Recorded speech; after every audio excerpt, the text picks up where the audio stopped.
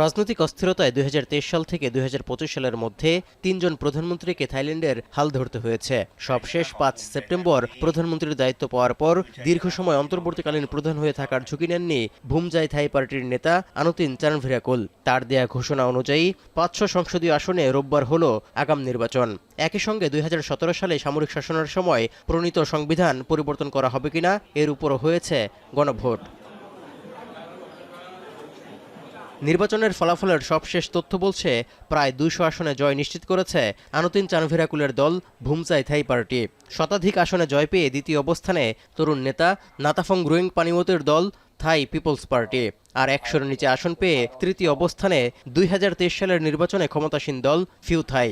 অর্থাৎ প্রধানমন্ত্রী হওয়ার দৌড়ে এবার পিছিয়ে পড়েছেন ফিউ থাই পার্টির প্রধানমন্ত্রী প্রার্থী ও দলটির কারাবন্দী প্রভাবশালী নেতা থাকসিন সিনওয়াত্রার ভাতিজা ইয়েতচানান ওংসাওয়াত।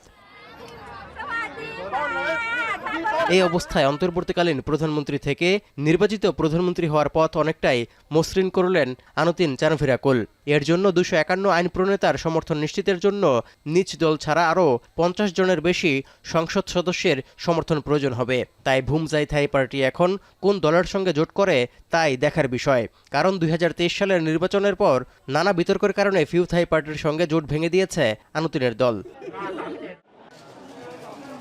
গত নির্বাচনে সবচেয়ে বেশি ১৫১টি আসনে জয় পেয়েও জোট নিশ্চিত করতে না পারায় সরকার গঠন করতে পারেনি পিপলস পার্টি।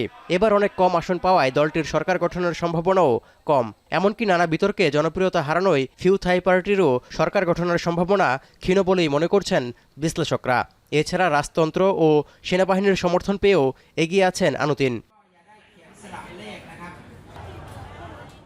থাইল্যান্ডের নির্বাচনী ব্যবস্থার অধীনে ভোটাররা দুটি ভোট দেন, একটি নির্বাচনী এলাকার প্রার্থীর জন্য এবং আরেকটি বিভিন্ন দলের তালিকাভুক্ত সাংসদদের জন্য। ফলে সরাসরি ভোটে নির্বাচিত হন মোট ৪০০ আইন প্রণেতা। আর জাতীয় ভোটের আনুপাতিক হারে বরাদ্দ করা হয় বাকি ১০০টি দলীয় তালিকাভুক্ত আসন।